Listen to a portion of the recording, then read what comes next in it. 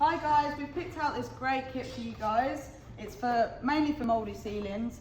So we've picked out this sugar soap, which you need to use for this Oldfields bucket, 4 litres. You need to use about 1/4 of a bottle, dilute it with water. Just give all of the ceiling a scrub, get that mould away. The tools we've got for you are this Oldfields aluminium extension pole. We've got this DIY Oldfields roller, which is great for this nap, fits on perfectly. Here we've got this Oldfields Pro Series nap, 11mm, which is perfect for ceilings. And then the Oldfields brush. It's 50mm sash, perfect for cutting in angles, can't beat it. And then the most important product is obviously the ceiling paint. So this paint, as you can see here, if you apply it, it comes out actually pink. It changes colour and goes to a really lovely bright white. It seals water and other household stains, resists mould. It's water-based, flat, bright white. It's great.